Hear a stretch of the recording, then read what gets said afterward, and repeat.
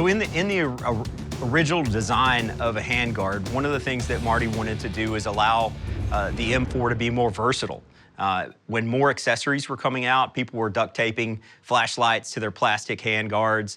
We wanted more of an attachment point on the handguard. So he designed a single-piece, free-floating barrel that allowed accessories to be attached easily and quickly to the handguard. So state of the AR in the early 2000s, right? I had a couple of rotations to Afghanistan at the time, and even back then, I looked at the rifle that I was issued and thought that this was a pretty janky solution to the problem we faced. And the problem we faced is you took a factory M4 with the clamshell plastic handguards, and I've got to mount an IR laser and a weapon light. So we just take a spring-loaded, the D ring, right, and pop the clamshell off, and then slap a couple of sheet metal Picatinny rattle traps in there, and to that we attach a weapon light. Okay, that'll hold. But now I'm gonna put an IR laser that's not gonna hold at zero because it's just junk. The RIS-2 was then designed for the U.S. military, which met their requirements to not only attach accessories and lights, but also attach M203 grenade launchers without affecting the point of impact. That was a huge selling point, and the reason we won the contract with SOCOM was due to the design aspects of that handguard. So the RIS handguard came along and it was wonderful, right? It allowed us to mount accessories, hold zero, extended it to where we got plenty of real estate for positional shooting, but it was pick rail, which is kind of a cheese grater consistency. So the military's like, hey, we need to figure out a better way to do this. So when I came on board, the RIS-2 was already a well-established platform. It's been out for a number of years. It was very popular, very rigid rail, but still that quad rail look.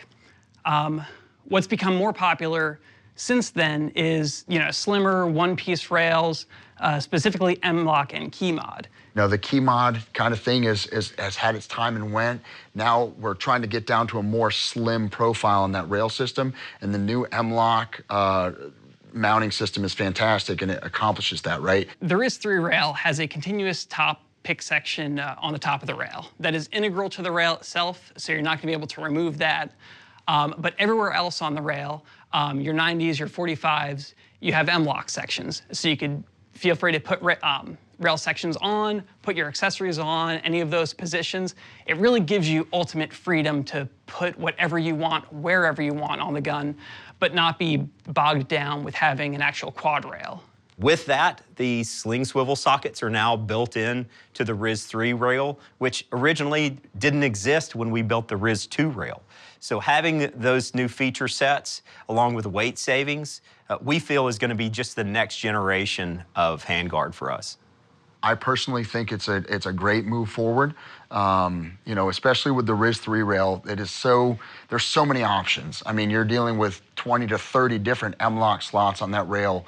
I mean, if you can't figure out a way to mount an accessory on that handguard, you're not looking hard enough. One of the design features that we made a requirement of was the RIS-3 must be able to bolt up to the existing bolt-up plate of the RIS-2, which means we can ship RIS-3 rails out to the field, and with an Allen wrench, they can change that RIS-2 rail and attach 6 screws and have the updated RIS-3 rail without having to remove any major parts or even re-zero a firearm.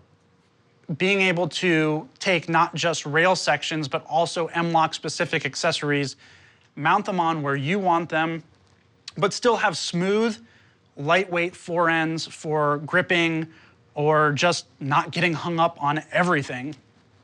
We really see that evolution there and a superior product in the RIS-3.